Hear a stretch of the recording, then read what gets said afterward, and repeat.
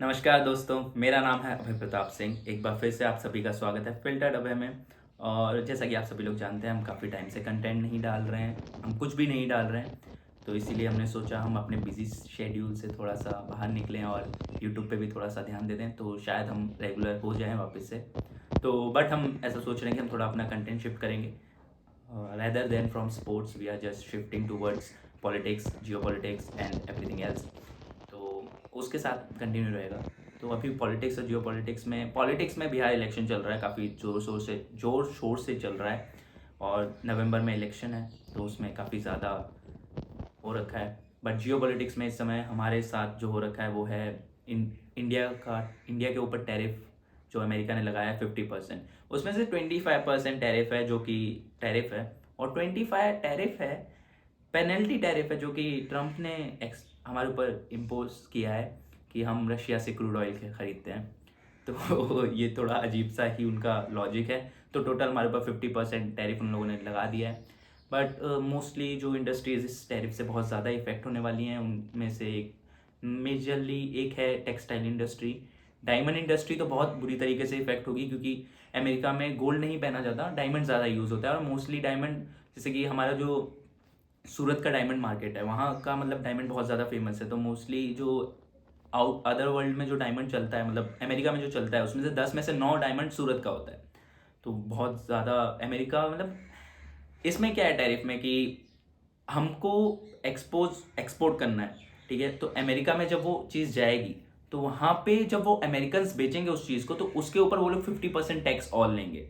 तो ये है बेसिकली टैरिफ में। तो इस वजह से हमको बहुत ज़्यादा इफेक्ट होगा, हमारे डिपार्टमेंट्स को बहुत ज़्यादा, इंडस्ट्रीज़ को बहुत ज़्यादा इफेक्ट होगा।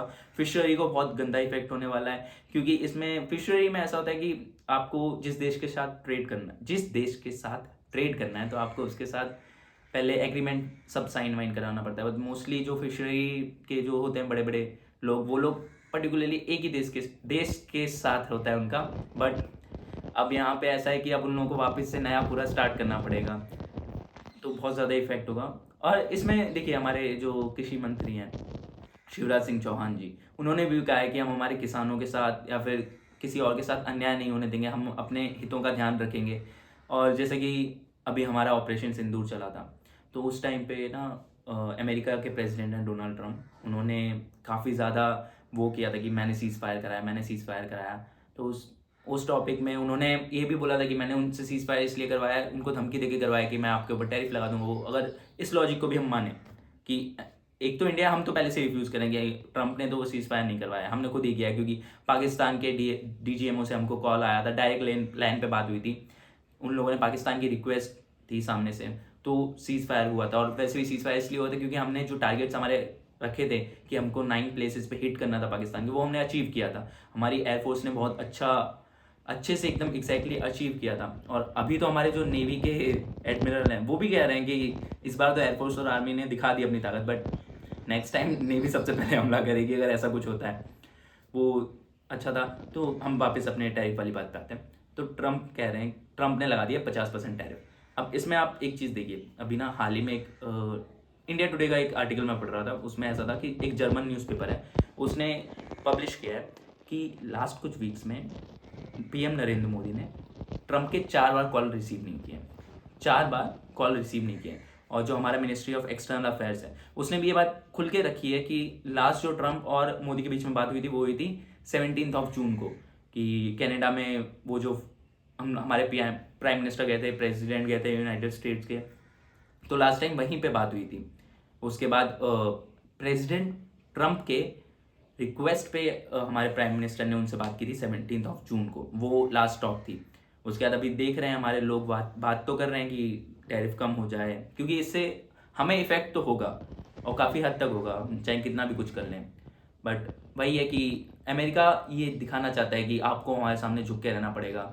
और इसके उसमें प्राइम मिनिस्टर नरेंद्र मोदी का अभी 21 और 22 को एक अहमदाबाद में रैली हुई थी, उसमें उन्होंने साफ कहा है कि हम अब मेक इन इंडिया के ऊपर बहुत ज़्यादा फोकस करेंगे, हमें मेक इन इंडिया चीज़ें ज़्यादा यूज़ करनी चाहिए, मेक इन इंडिया प्रोडक्ट्स ज़्यादा यूज़ करने चाहिए।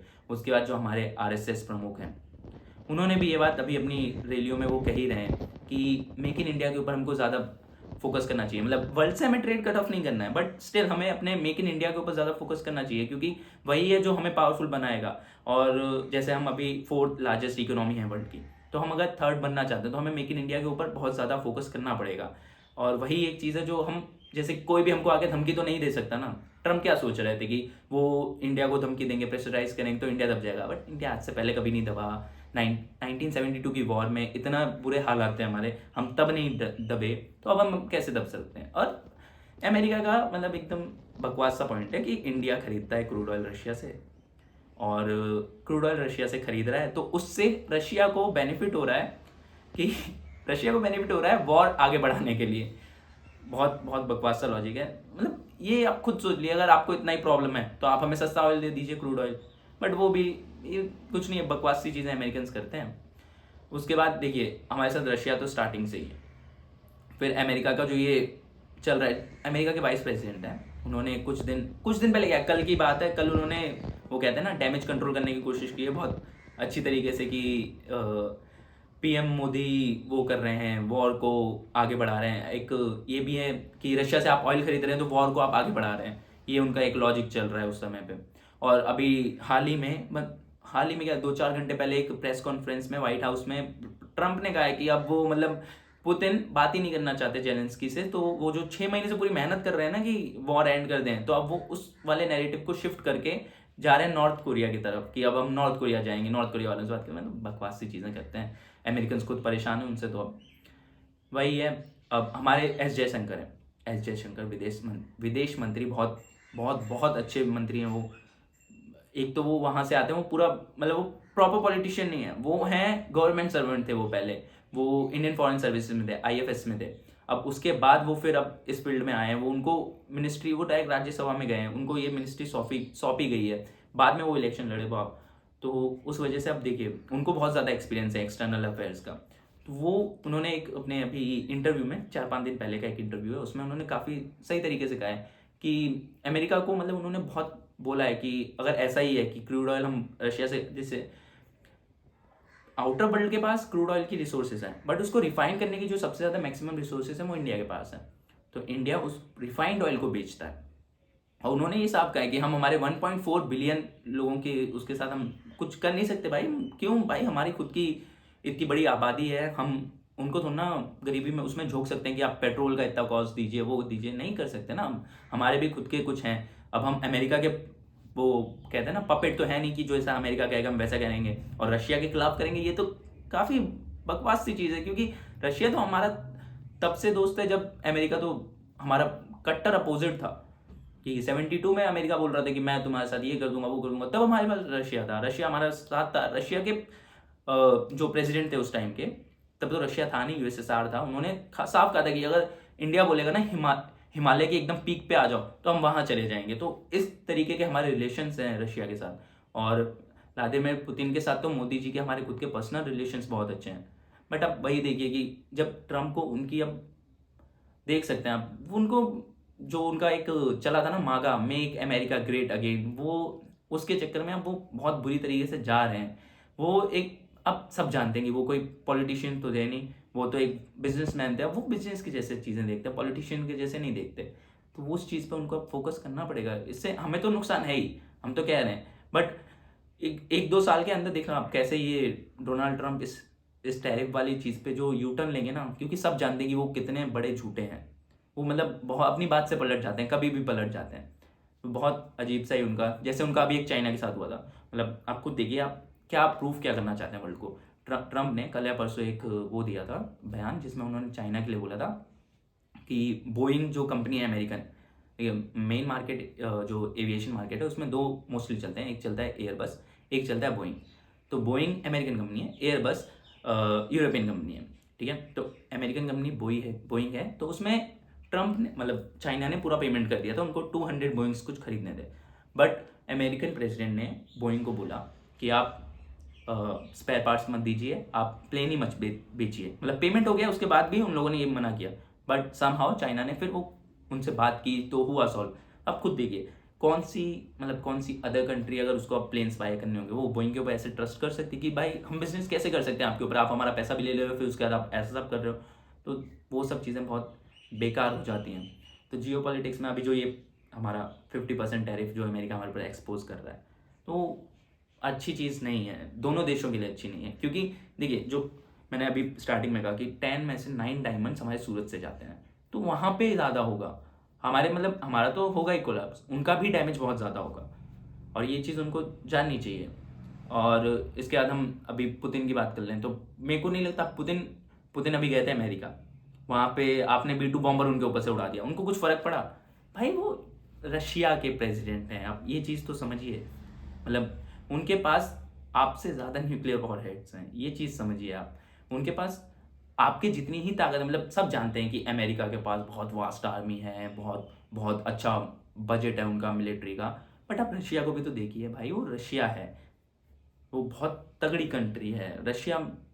उनके भी बहुत अच्छे एलाइज हैं, आपका जैसे नाटो के साथ चलता है ना, उनके भी एक अच्छे एलाइज हैं। तो उस एलाइज के चक्कर में अभी आप देखिए, जैसे ब्रिक्स है, ब्राज़ील, इंडिया, चाइना और रशिया और साउथ अफ्रीका, इनका जो एक ये लोग बना रहे हैं खुद का।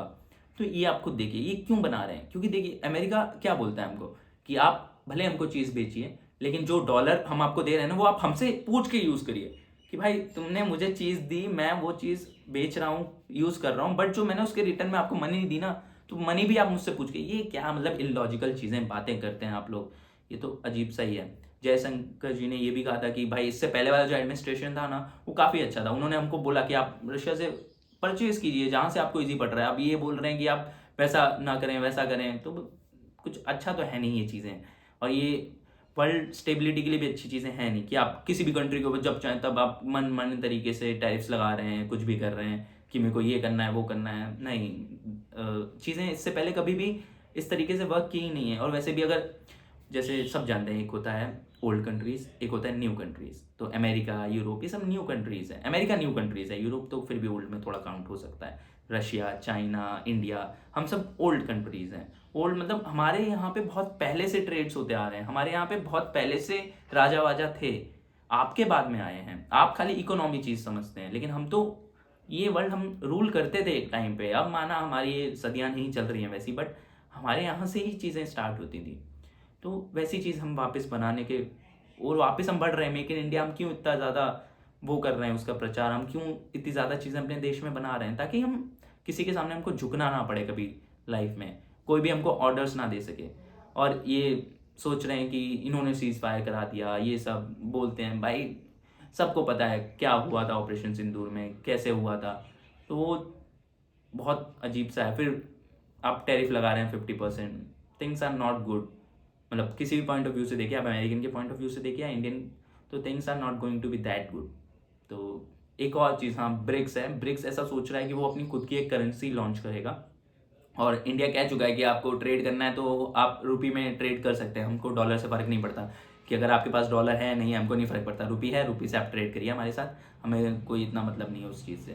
तो ये है, एक बन रहा है एक अलग पावर पोजीशन बन रहा है कंट्रीज़ का, कि पावर शिफ्ट, कि जैसे पहले नाटोज और अमेरिका पूरे देश दुनिया चलाने की कोशिश करते थे, अब इंडिया, चाइना, रशिया, जैसे हम इंडियंस हैं, हमें पता है चाइना के ऊपर हम कभी ट्रस्ट नहीं कर सकते, बट स्टिल अब हम अगर चाइना अगर हमारे साथ बहुत अच्छी रिलेशंस बनाता है ना, तो अमेरिका के ऊपर बहुत बहुत गंदा फर्क पड़ेगा, वो अमेरिका भी जानता है। और चाइना, इंडिया, रशिया अगर एक बार एक हो गए ना, तो वो वर्ल्ड पावर जो बनेगा वो इनप्रिंटेबल होगा, कि मतलब उसको कोई तोड़ नहीं सकता, वो बहुत तगड़ा वर्ल्ड पावर बनेगा।